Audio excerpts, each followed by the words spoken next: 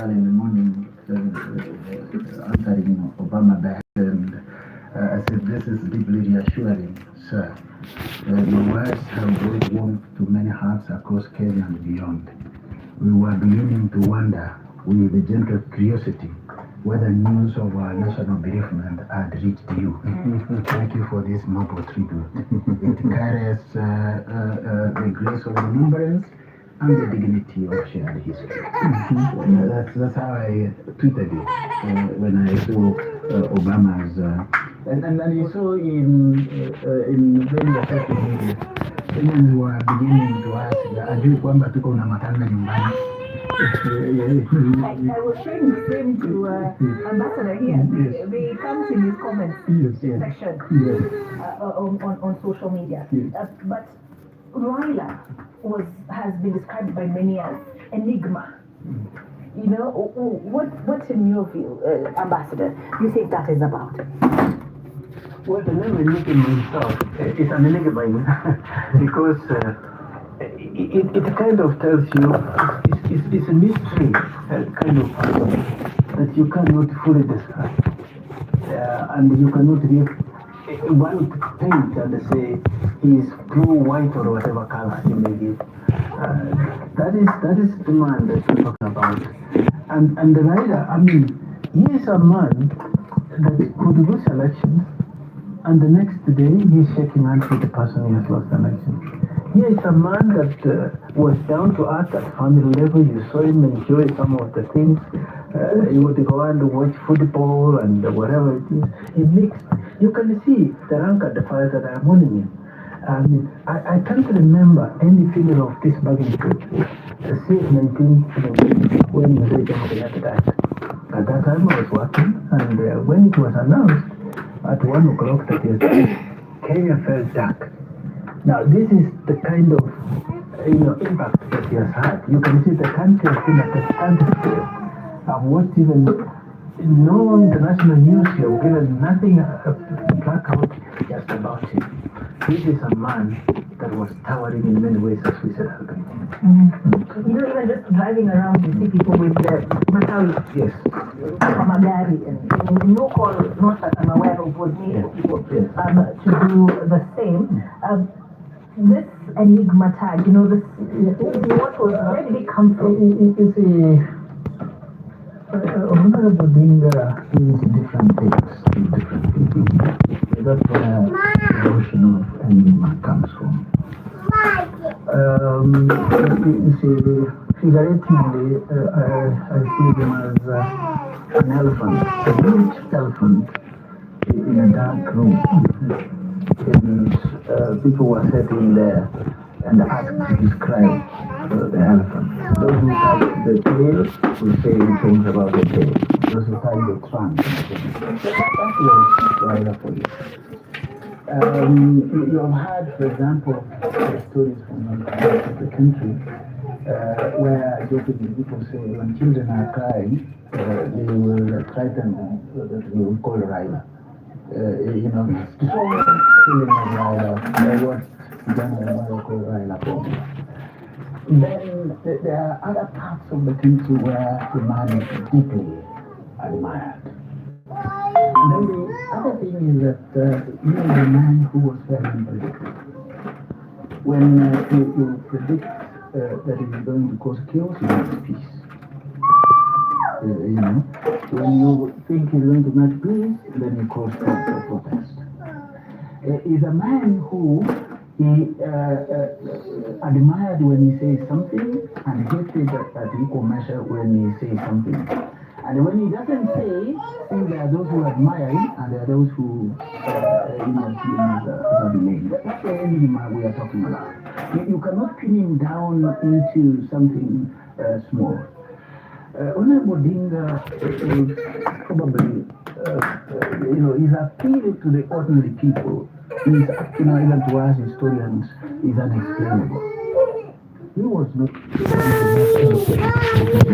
we had in the country. It was compared with Dr. Martin Luther King Jr., who, when he takes a podium, even if you didn't like him, you were listening to. Raila had something even in areas where you hate it most, if you landed there, they will welcome you. That is the enigma that we are talking about. Not easily understood. A man you cannot describe with one sentence. And I'll come back to you, Ambassador, to us about that something that we had. But just a quick update, we will be hearing shortly from the Principal Secretary Interior, Raymond Omolo, on the program for tomorrow. But already the Deputy President, Kithure Kindiki, has issued the statement that tomorrow the final interment ceremony will take place, starting with an interment service at the Jaramogi Odinga University from 9 a.m. until 1 p.m., followed by committal final prayers and military honors at the grave site at Kango Kajaramogi, Bondo, Siaya County. But let's listen in now.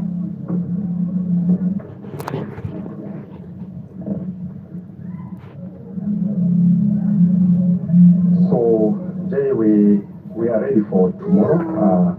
We have had a long and very peaceful 3 days from the morning that the remains of the Right Honorable touched down at JKA. So overwhelmingly received, and we have had overpouring of emotions from across the country. We saw it in Nairobi. Today, basically the whole day, the body has been in Kisumu with huge numbers streaming in just to pay their last respect. And I must appreciate the people of Kenya for that show of love, and also just working seamlessly. We had a few isolated cases of push and pull, but considering the magnitude of this ceremony and the person of Raila Odinga, we have done exceedingly well, and we are going to have the final burial ceremony tomorrow here at Just Grounds. We have everything ready. The body is just about to leave for Bondo. It will have an overnight stay at his home at Opoda Farm. Then the service tomorrow is expected to begin at 9 a.m. to be conducted by the Anglican Church of Kenya. Thereafter, the military will take over to do the final bit of the ceremonies that are according to the traditions of our state burial. We expect huge traffic into Bondo, and we have made the necessary arrangements with our security officers. And my appeal to the public and the mourners that will be coming is to work closely and follow the directions. And we have also made alternate arrangements for people who will not be able to make it to the grounds to be able to view from wherever they are. So we'll have screens all over in Bondo town, in other counties, including Nairobi, as far as Garissa, Mombasa, Homa Bay, Isiolo, and this event will also be streamed live. I'm sure our citizens will be able to be streaming it live. So it will be possible for everybody, every Kenyan, and everyone who will tune in to follow the proceedings. We want to appreciate the family of Raila for having given us Raila. And Raila has done his bit. He has contributed immensely to this country. And the send-off that the president and the government is giving him fully befits the stature of the person of Raila Odinga. Actually, I don't think there's any other ceremony like we are having for the Raila in the history of this country. The numbers, the organization, the planning, and the execution. And considering that it's being done in 72 hours, speaks to how larger than life Raila Odinga was. I also must commend and appreciate the leadership of the party. That is the ODM party, that he was the party leader. That we've been able to work seamlessly under the chairmanship of the deputy president, co-chaired by Senator Buru. That we are everything working seamlessly towards this. And lastly is just to honor the person of Raila in terms of what he stood for. in the last more than a year, he made a conscious decision and led his party to form a broad-based government with His Excellency the President. And this is because his value that the country is bigger than any individual, that is bigger than any of our differences that we may have. And it is my appeal to Kenyans and those who live in Raila who supported him that we must join him by following through into what he believed in. And as a son from this region, I also must add my voice that we are in government fully courtesy of Raila Odinga, and we have no intention of going out of government anytime soon. And His Excellency the President has honored us, has honored this community by giving the Honorable Raila all the rights that goes with his stature for the sacrifices he has made in this country. And we owe His Excellency a big sense of gratitude for thinking through this and for the many, many things that he's going to do. So we are looking forward to following into the footsteps and seeing through to what the Honorable Raila started with His Excellency the President. Thank you. Thank you so much.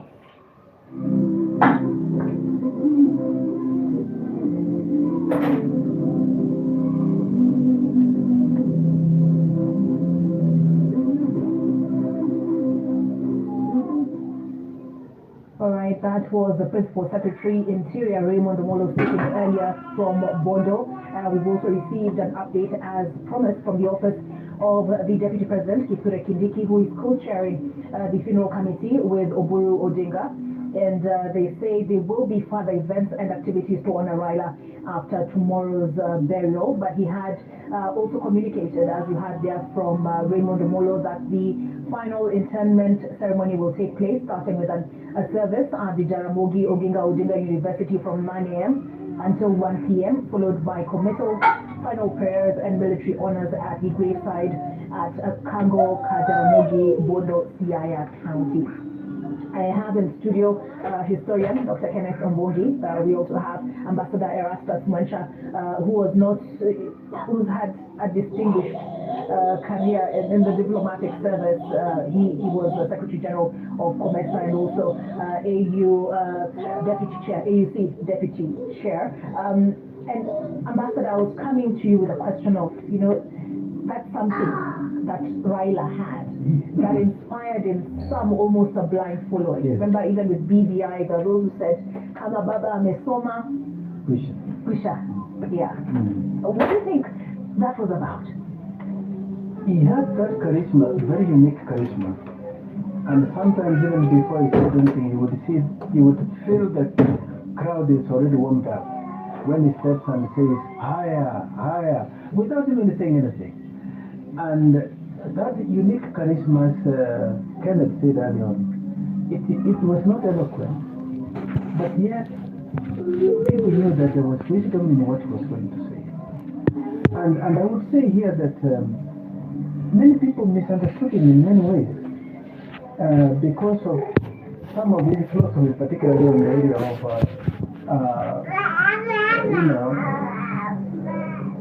the state taking responsibility on some of the public goods, like education, health, and the rest, housing, that no one should be left behind. To the extent that some people mischaracterized him as a socialist. I remember encountering a number of people, particularly from the West, who always were fearing that if he were elected president of Kenya, he would probably take Kenya to the east or a capitalist.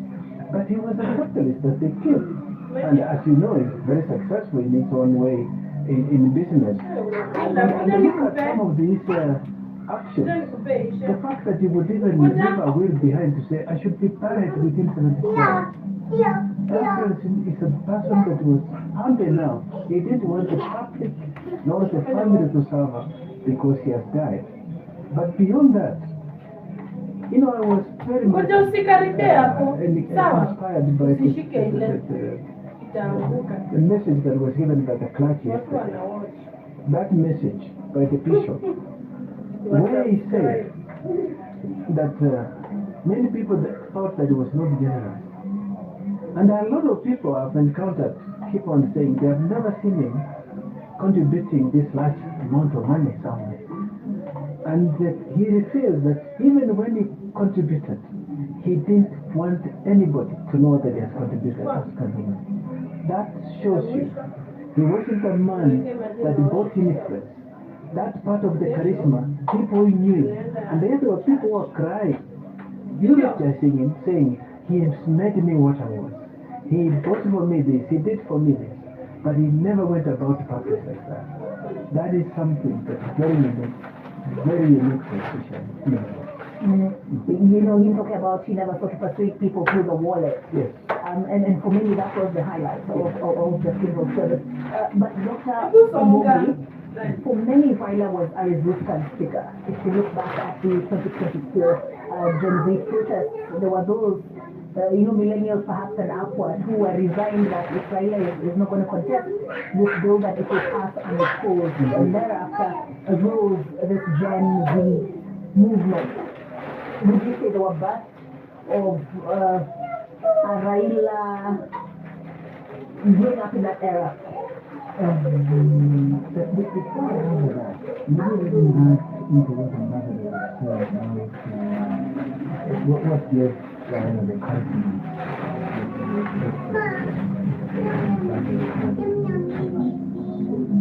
One, of course, is we all misunderstood him.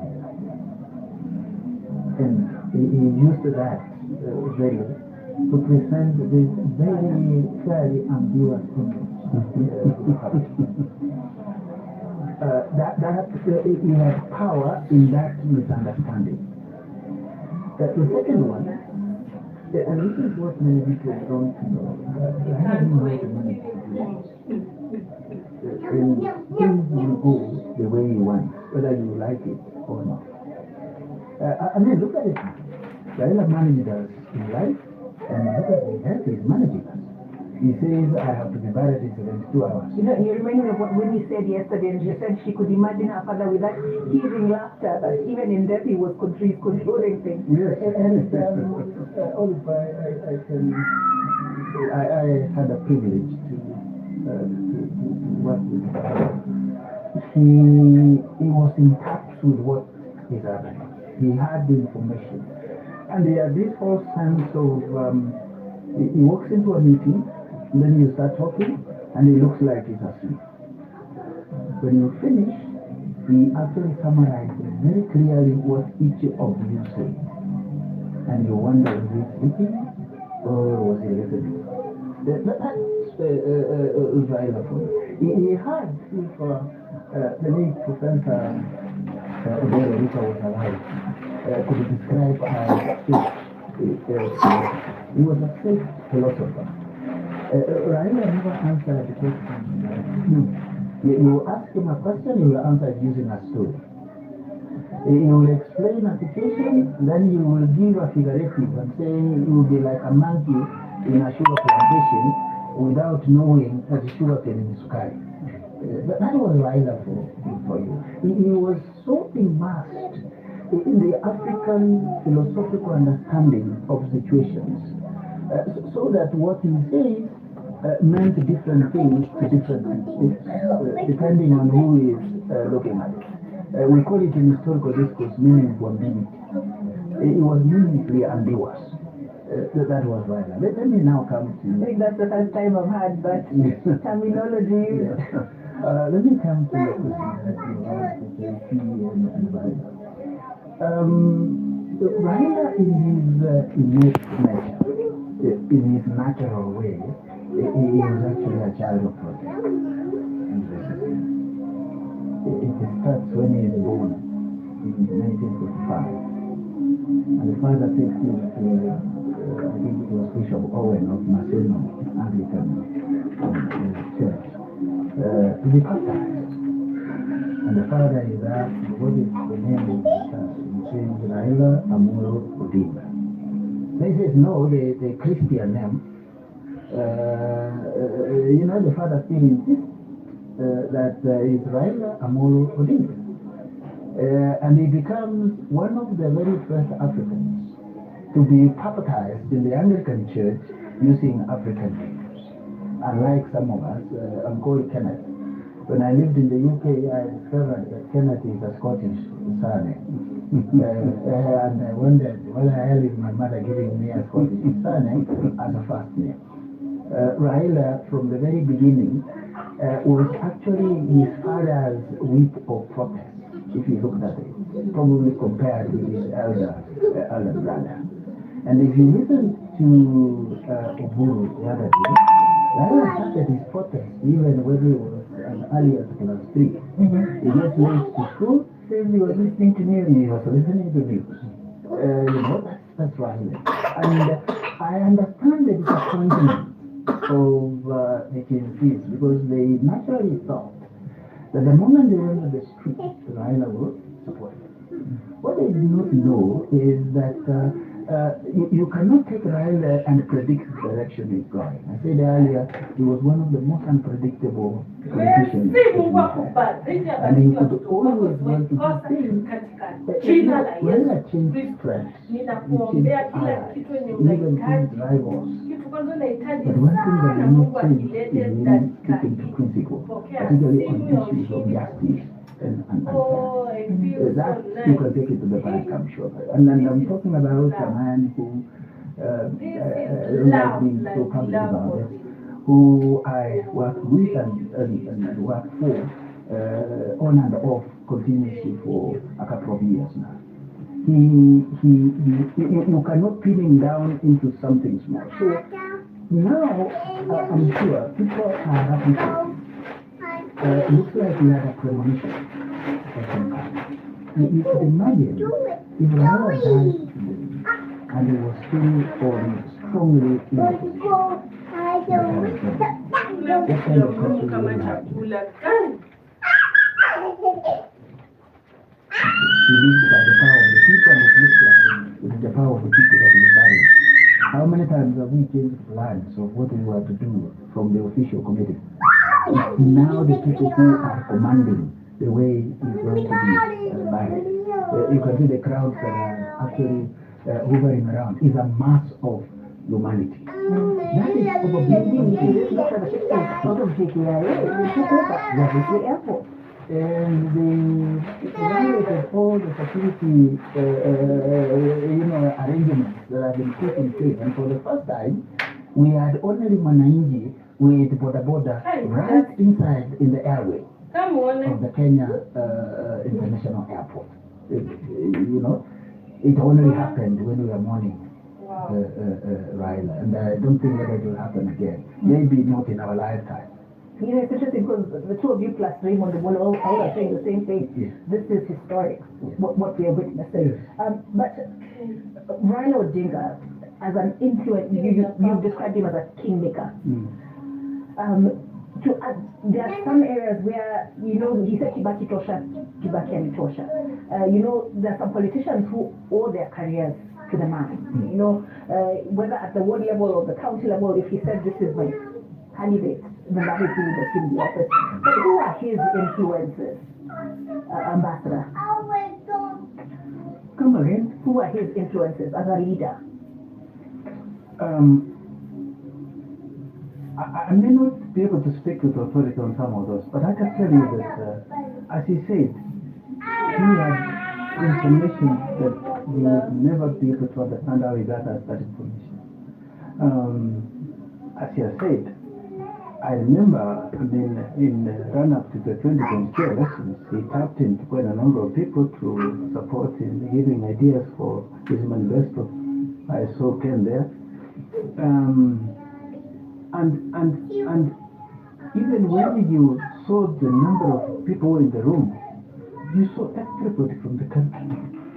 So he had, you would not say that his source of influence came from one person. Himself, he had that core, his tenets that he hung on to, values that he stuck to. And so if he found that you were not in any way sharing the ideas he had a way of abandoning it very fast. And he knew people that he would call from time to time. And even that time when he has asked you to come into that, you might think that now you are very close to him, but probably you'll be mistaken at the end of the day that he knows what he wanted to get from you, and that is it. And maybe that's why some people would also then. I've met people who are very bitter that I did this, I did that for him, I worked this on this for him, but I wasn't. And there are people who also value that they should get either appointments or be recognized. He wasn't that kind of person. You have done your part, so just be content and be content with your contribution. That's the kind of man. Now I go back to some of those things that we talked earlier. Maybe you remember 2017. Election is held, contested, election is nullified. And everybody thinks this now a chance that we'll take it because the country was really now sympathizing that look, since 2008, 13, here 17, and it looked like that was the last bullet, as he was calling it. But again, it was from the ashes from 2017. Again, put up a formidable fight in 2022. But he went back to 2017. When it was nullified, he refuses to go back on account of principles. Those are some of the principles because for him, if it is the same IBC that he went through for vice election, so I know the outcome. So he didn't go. So that's the kind of person he was. Principles, but of course at the same time, ready to compromise.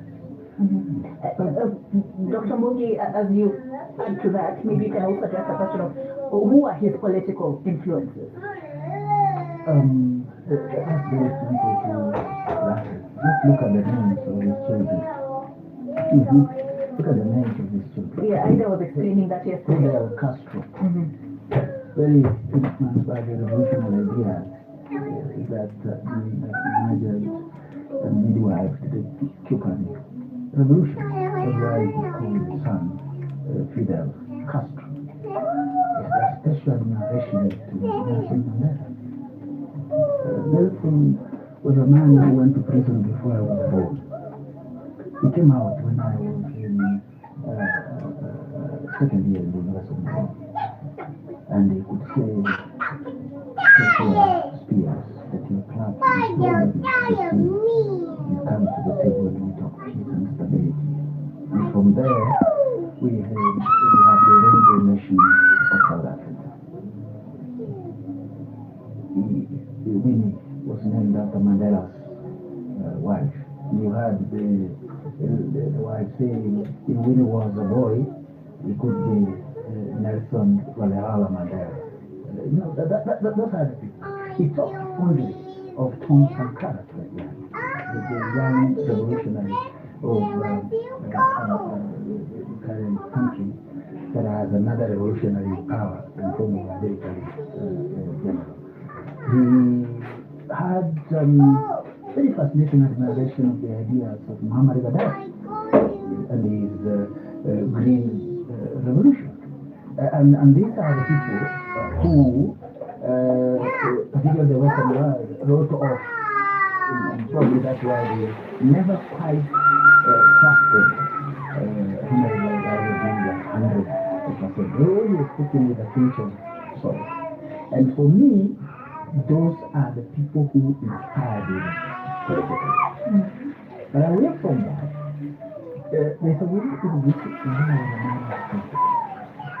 In fact, for him, he was never kind of moved by power. He was moved by principle. His moral compass never changed. I said a moment ago, he changed friends, he changed allies, he even changed enemies, but he never changed the idea of sticking to principles. That's why in many of the things he did, I would call him professionals. And he's one politician, I will tell you this for free, that most professionals offered their services for poor. I'll tell you that for free, including myself. In that why he made some statements that maybe would be unpopular in the political class, because we saw him say 47 counties, too many for a country the size of Kenya. He talked about the NGCDF, and he said, my position is unpopular, but I don't care. Raila sticks to his position on scrapping NGCDF. You can imagine that those in his camp, those who surround him, would be, are on the other side of things. Well, of course, that is the man of principle that you were talking about. In fact, somebody has sent me a photo here that we took when he was launching this idea that we came up with paying 6,000 shillings to needy people in the takeover of the at the rooftop of the University of Nairobi Towers. Somebody has sent me that photo here. And you could see a man of principle. He listened to professionals, he processed that information, but finally, he will actually make the last decision. Ambassador, where are we left as a country? Because for many, despite protests online that he may have betrayed the cause where Gen Z is concerned, people were still looking to him to say, okay, what direction is he going to take us in 2027? He still, in very many people's minds, held that title of kingmaker. Where are we as a nation now that he's gone, in your opinion? We are now at crossroads, but this is a very good moment for us to do some reflections and chart the way forward with some sobriety and very careful reflections.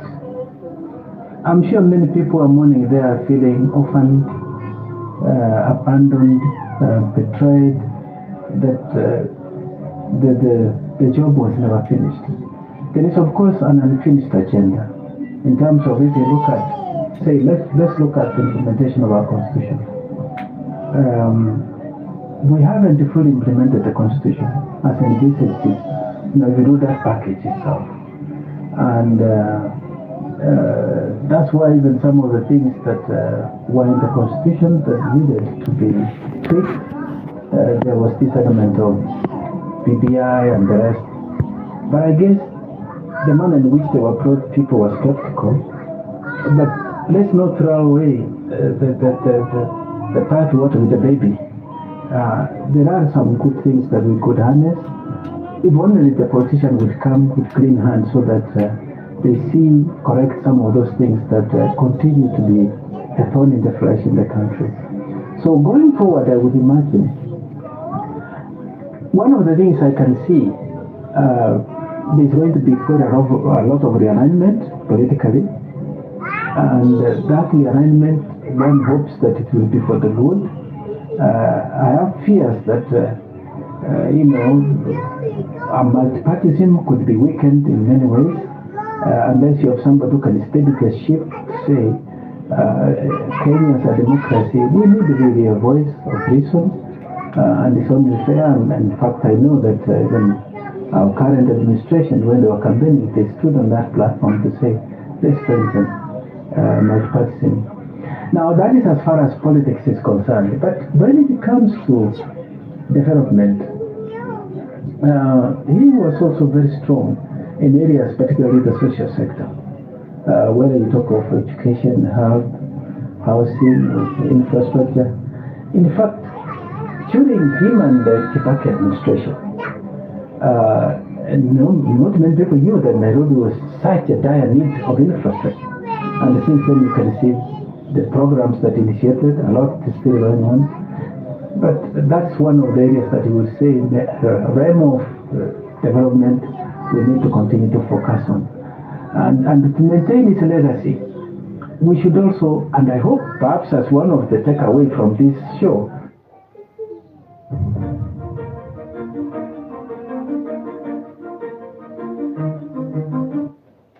we should honor him with some monument somewhere, so that the young people growing will continue to remember who was this man to know the history and the role it played. Because yesterday many of our leaders said very clearly that when the history of this country is written, its name will be etched in that history.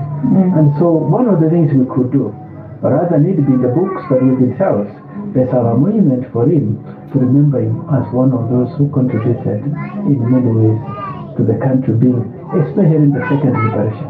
There's no question about it. His father was there for the first liberation, and he was there in the battle of the second liberation. All right, Dr. Mungi, your last word? And I just remembered even the unpopular position you took on the mouth. Well, You see,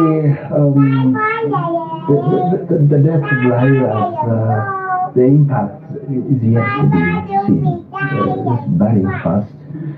And then I'm very sure that as it will, there will be many of us. There are people who climb literally to his trousers to get into power. I'm sure many of them will stumble. There's no doubt about it. There are those who build a career out of Railaphobia, just fear of Raila. And they became MPs for castigating Raila. They also falter. There are those of us professionally who gain from his goodwill. You only needed to be associated with him and you have a lot of doors open. Particularly those who are of us who are in the world of consultancy. They always naturally suffer. But politically, of course, it doesn't need a Jewish prophet to see the direction Odinga will go. The factions have started emerging already. One around Raila's brother, another one around Secretary General Sifuna, and probably Wanga is also organizing us from South Nyanza, you know. So that is fairly obvious. You are dealing with a man, when he coughed, the whole country went down with a cold. So with that kind of impact, I only hope, and this is my wish for the future, that we will learn from Raila and stand for meritocracy, equity, and fairness in our country. If there is a monument that we want to build for Raila, before we talk about a physical monument, the best monument that we can build for Raila is to begin to talk about fairness without political patronage. To talk about justice for everybody, without looking at who supports who within the political establishment. For me, that would be the best honor to the fallen hero. All right. Gentlemen, I want to thank you so much for sharing your insights, your experiences. We've had in studio Ambassador Erastus Mancha, former AUC Deputy Chair, former Comesa SG. The accolades are many. But as he said, he's known Raila since 1970s. 74. We've also had in studio Dr. Kenneth Mungi, historian and associate dean. Yes, I'm nice to be associate dean in the Faculty of Arts and Social Science at the University of Nairobi now. Yes, former chair of the Department of History and Archaeology. All right, na mwalimu wa Pamasigi. I've been your host, Olive Burrows, but coming up, we'll have Rashid Abdallah and Lulu Hassan. But even as we pay tribute to Raila Odinga, we leave you with these images coming out of Opoda Farm in Bondo.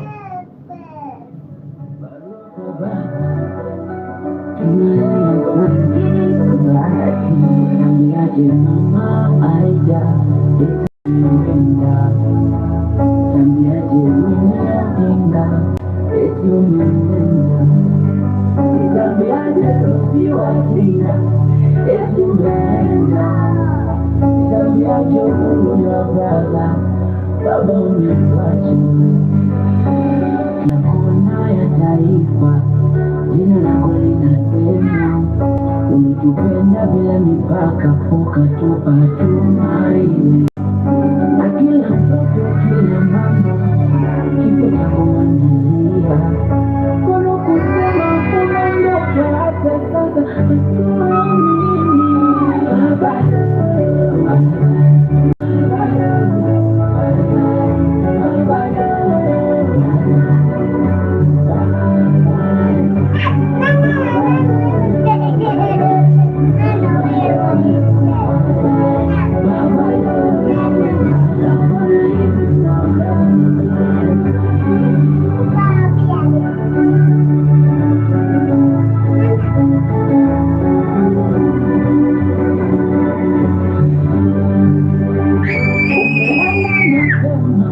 uyajazi bado mbele mapema, tuliamini siku moja utaongoza. Umetuacha mapema, ulichopigania matunda hujaona. Lakini Baba ukipenda kutumebeba kutuma. Kuna mambo mengi Baba ulipanga, ila Wakenya hujatuambia. Rais Ruto akimaliza miaka, umetuacha hujatuonyesha njia. Tunapata tabu, ungependa kiongozi gani Nairobi? Na mtoto wako babu anasakata hatuelewi. Baba ukulie malamaza mitalaka maumuzi. Umetuacha kwa huruma, ila kumfika mwana Baba.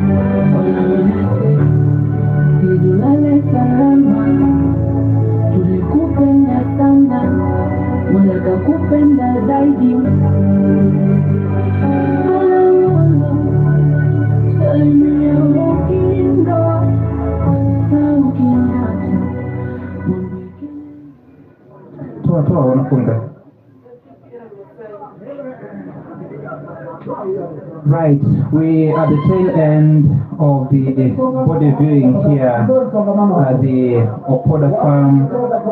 The body of Raila Odinga, the security officers were the last ones to complete the process of viewing. What you're witnessing right now are the military officers who are here paying their respects and at the same time cleaning the casket from the dust that has been the casket has been exposed to that dust for the past few hours of the afternoon.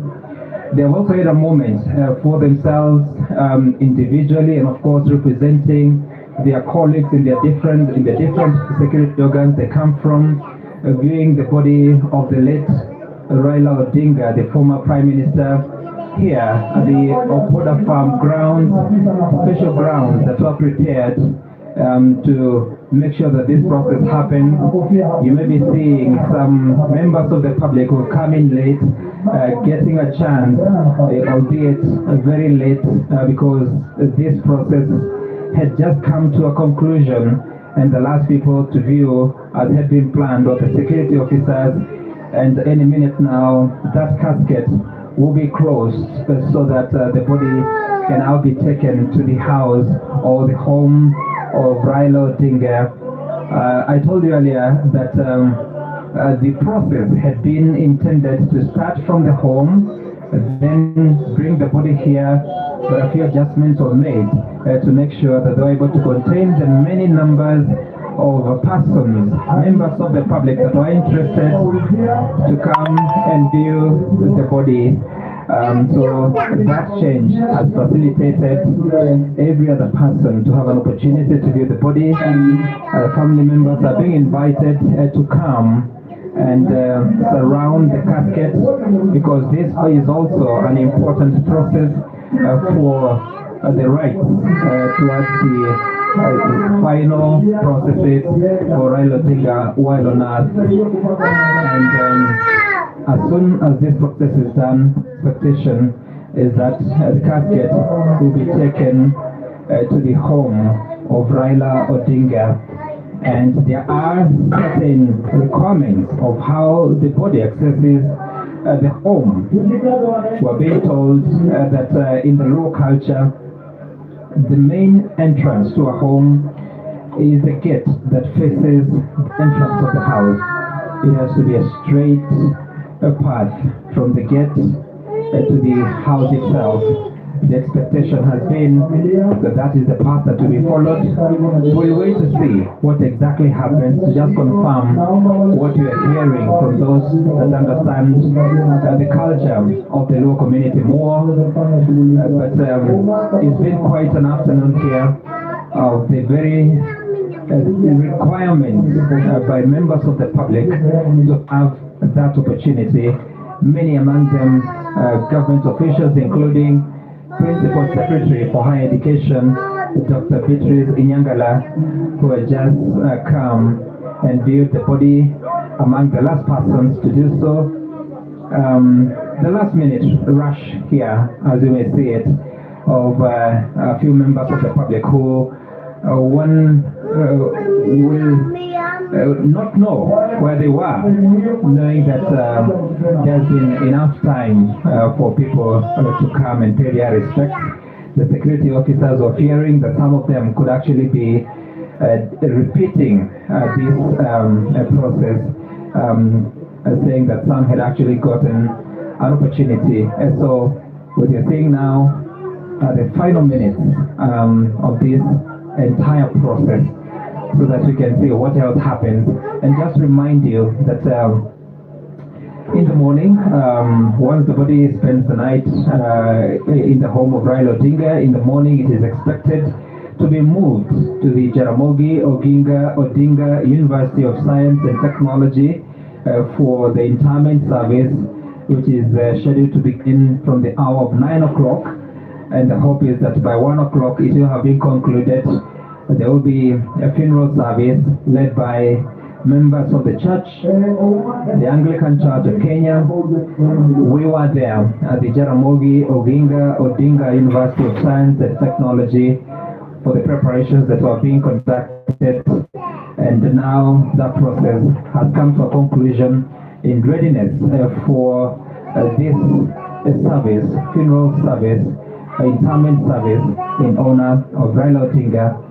Shortly after the conclusion of that service at the university, then the possession of the body will be taken to Kango Jaramogi.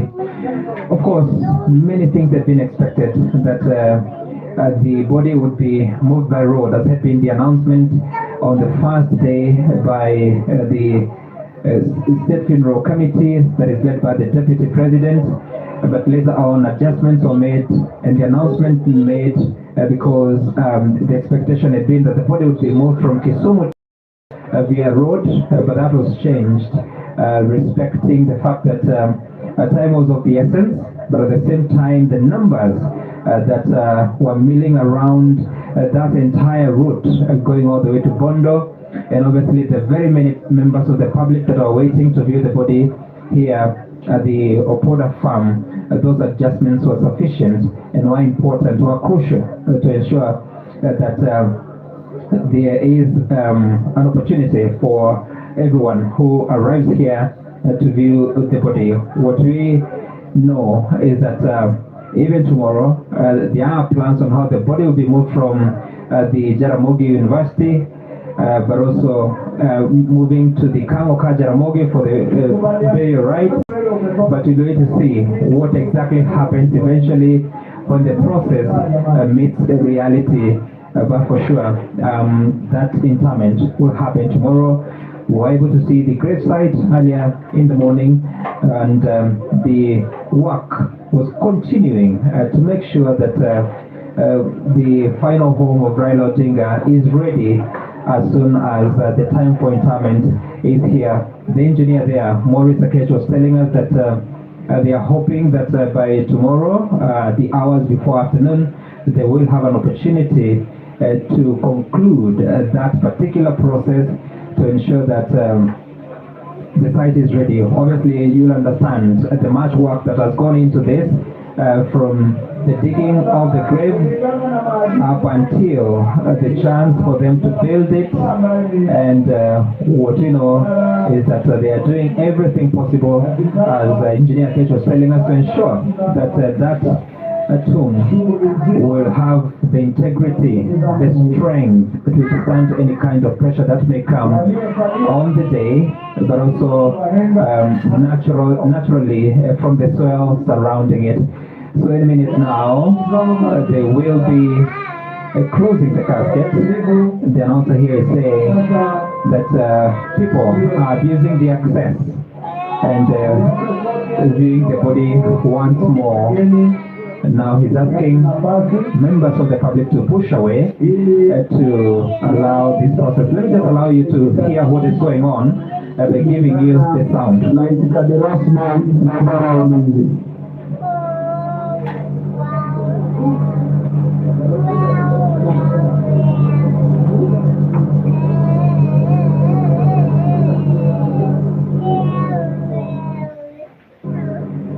Right, so a few consultations going on before the closing of the casket can be effected so that they can conclude the viewing here, a process that is really very well guarded by members of the Kenya Defense Forces, including military police, who have also been here. And of course, the entire process very well taken care of by security officers from the National Police Service, from the Kenya Defense Forces, and others who are helping with maintaining order, making sure that nobody gets hurt, nobody gets improperly exposed, but also ensuring that members of the public get that great opportunity to pay their final respect to the fallen leader. So what we are seeing now is still some consultation on how the Tafadhali tusonge nyuma kama tunavyoelekezwa na maafisa wa usalama. Songa nyuma kila mmoja. Songa nyuma, peana nafasi.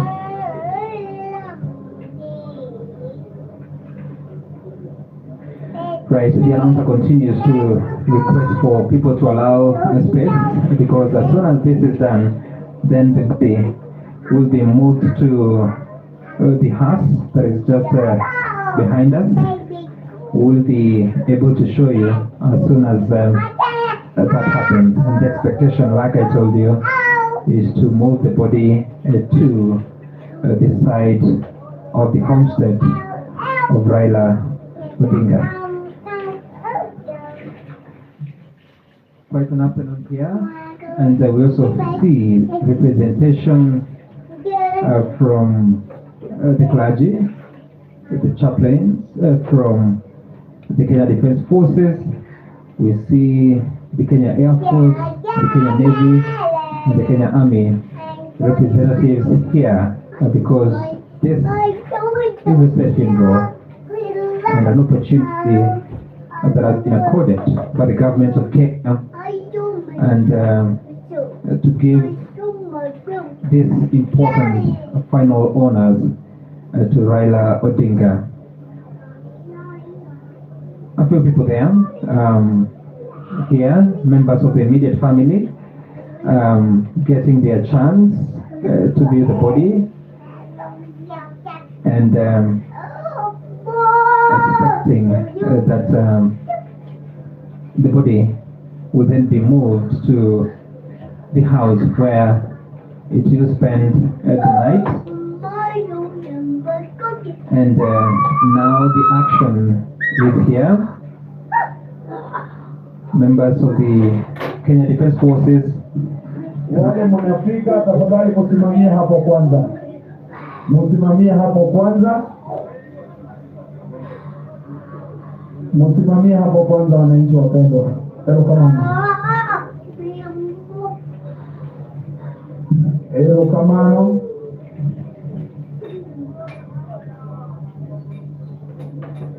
You see, the solemn moment for the Kenya Defense Forces closing the casket for that transition, as they make their final consultations on how best to move from here to the vehicle that is waiting to move the body to its next destination.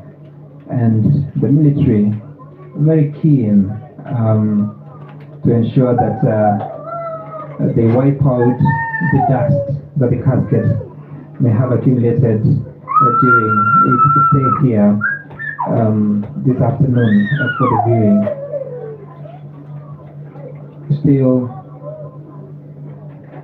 as they do that, it is a symbol of honor to this leader that touched many lives in Kenya and beyond, seeing friends of the family coming to condole with the family of Raila Odinga, from the family of Morgan Changirai, former opposition leader of Zimbabwe, whose spouse was here to condole with Mama Ida Odinga, from representatives from Juba in South Sudan, sent here to also be together with the family, the very many leaders, political leaders from different parts of the country, and that announcement by Mama Ida Odinga that former president of Nigeria is also condoling with the family, and hopefully we'll be seeing him during the final send-off, the final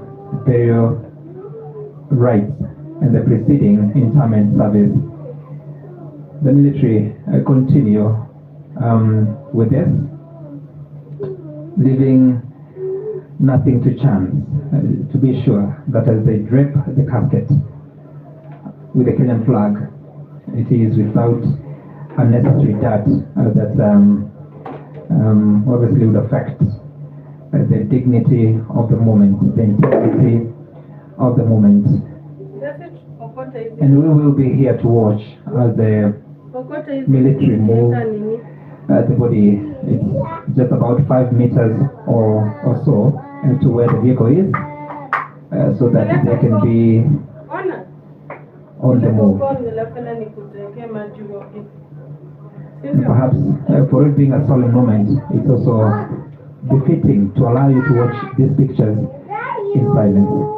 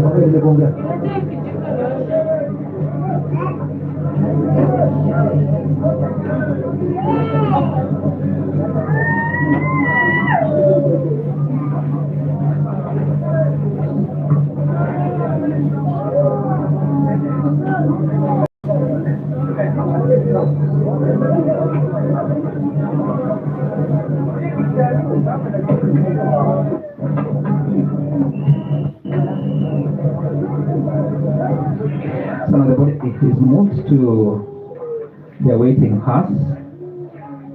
I'll allow you to continue watching that.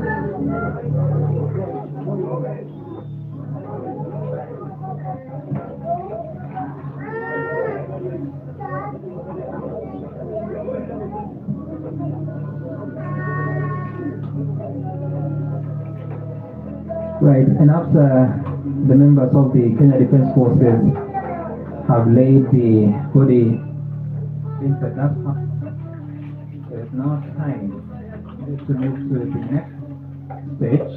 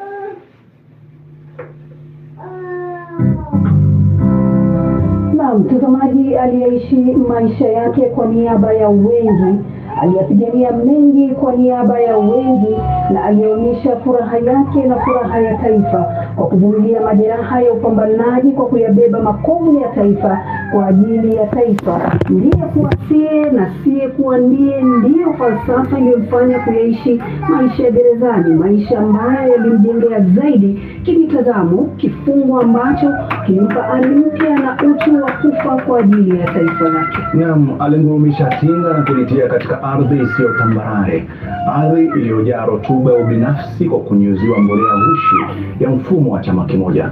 Alilazimika kutumia nyundo ili kuvunja vigingi vilivyozunguka shamba hili, jambo ambalo alikuwa rahisi ingawaje alifaulu. Harakati na dhamira zake zikazagaa sio tu nchini bali pia nje ya nchi, na kuhakikisha hakwami katika vita vya kutafuta haki na usawa. Ilibidi atumie turufu muhimu ya kumpa ushindi, turufu ya kutotabirika, turufu ya kutoeleweka.